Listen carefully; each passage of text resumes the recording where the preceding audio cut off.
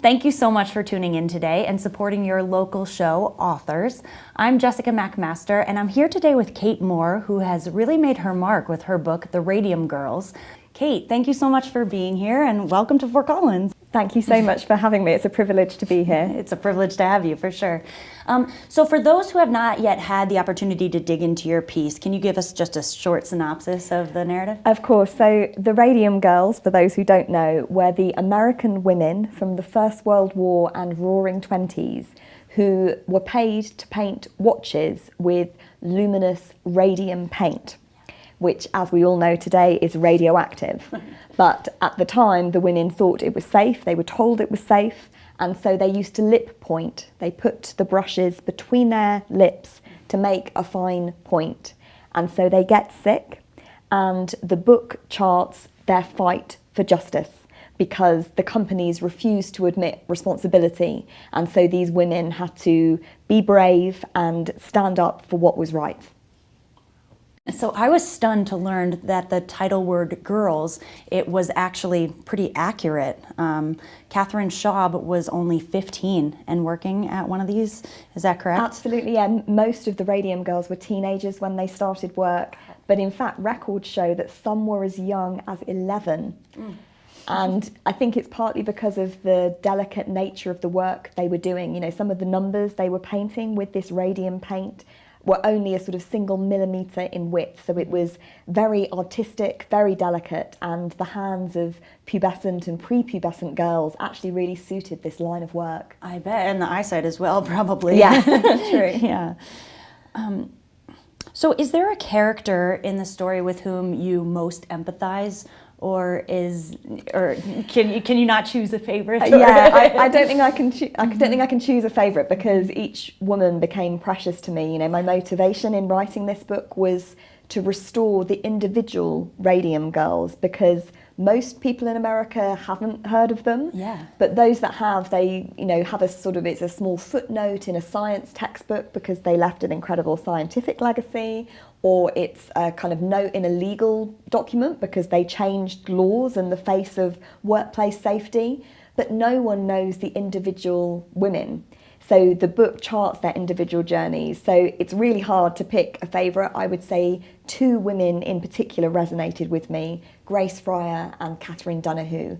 And that's because those two women really led the fight for justice, which has made such a difference and that we still benefit from their sacrifice today.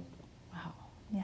So there's an NPR article about your book that they say that you make the reader viscerally understand the pain in which these young women were living. Yeah. So I'm wondering, while writing the book, how much did you find yourself internalizing their turmoil? Oh, absolutely. I did for all of them. You know, as I say, I was charting each woman's journey, so I wanted to feel with her, the pain of an aching tooth, the worry as their limbs and their legs began to shorten, the grief of a miscarriage. And so I was absolutely feeling it. I would write chapters with tears, falling down my cheeks. And, there's a particular scene in the book that's really quite haunting where the radium poisoning has set into the women's jaws and their jaws are starting to fracture into pieces so they can actually pick them out with their bare hands. It's just a horrific poisoning. And as I was writing that, and writing about their loosening teeth and the gaps that were kind of springing up in their mouths, I would write with my tongue, feeling my own mouth and feeling what would it be like if that tooth wasn't there and how would my bone aches and, all of that kind of thing. I was absolutely empathizing with them as much as I could. Wow, that gives me goosebumps. Yeah. So, kind of an interesting question. Do you see a parallel with anything going on today? Any sort of thing on even close to the same scale?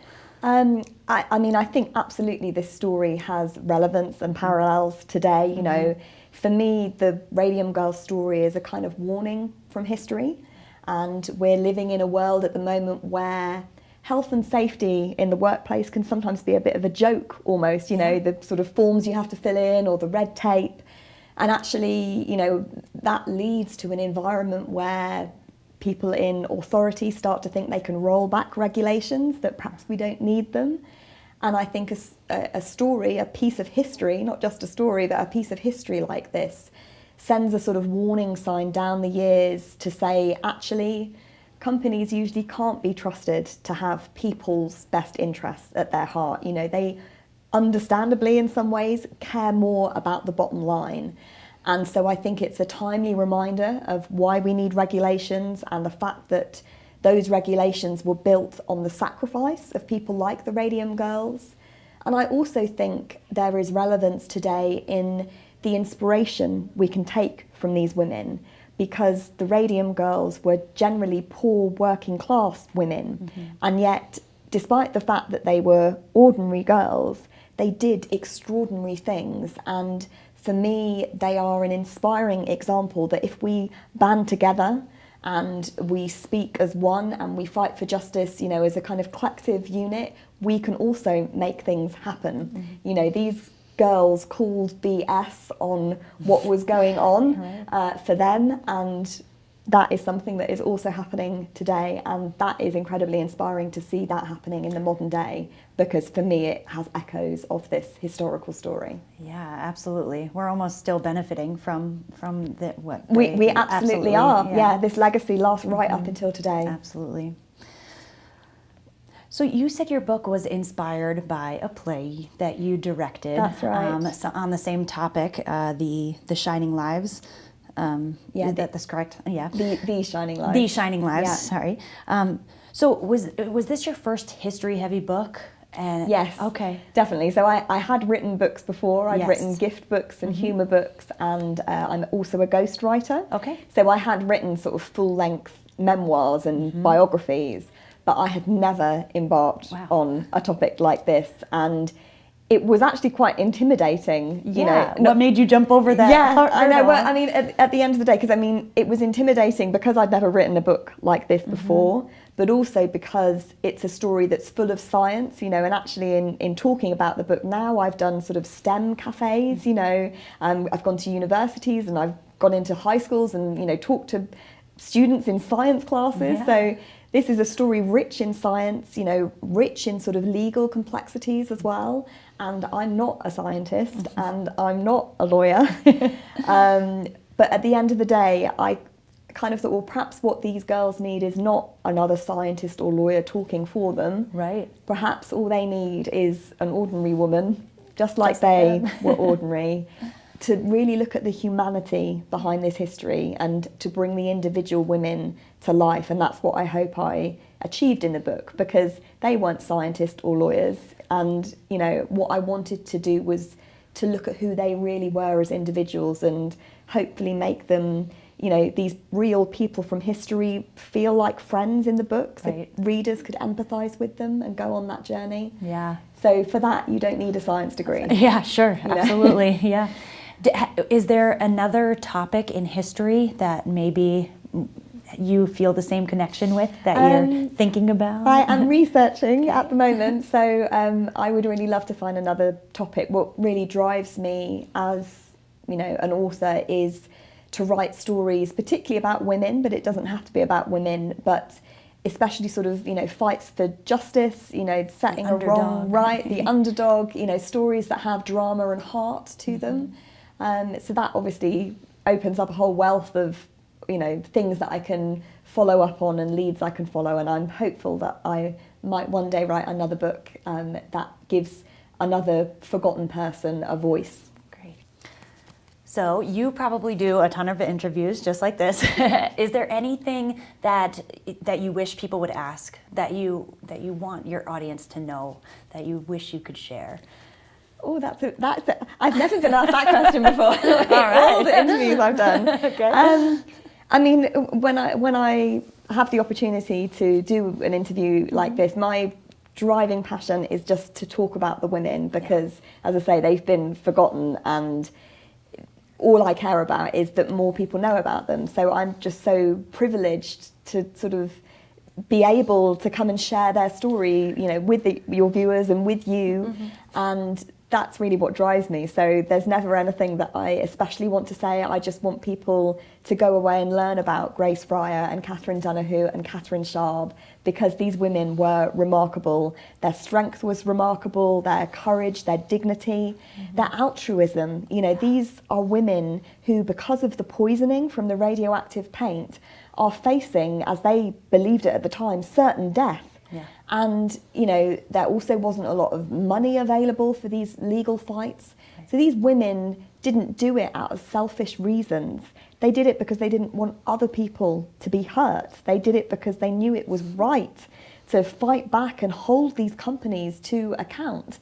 And I think one of my favourite quotations in the book comes from Grace Fryer. And she's sort of asked at the time she's filing suit, you know, why are you doing it? And she says, "It is not for myself I care. I am thinking more of the hundreds of other girls to whom this may serve as an example."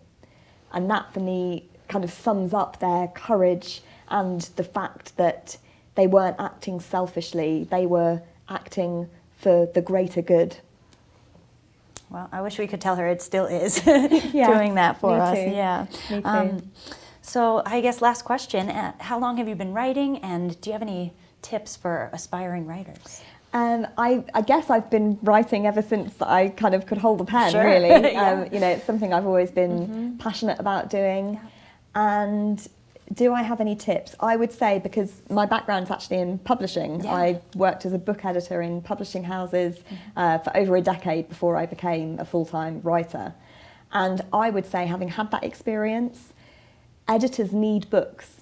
You know, we want the next submission we open to be amazing, and we want to buy books, and, you know, we want to champion authors, and we want to find that next book that's going to get our heart racing and our, you know, get us excited. So I would say to writers, you know, don't give up hope. Keep doing it, because, you know, publishing houses need writers. I know sometimes the publishing industry can seem like a kind of ivory tower that it's impossible to get into, but keep plugging away. And also, don't worry if you get rejected, because, you know, J.K. Rowling got rejected lots of times. You know, I only had one offer from a UK publisher for the Radium Girls. You know, everyone else turned it down. Wow.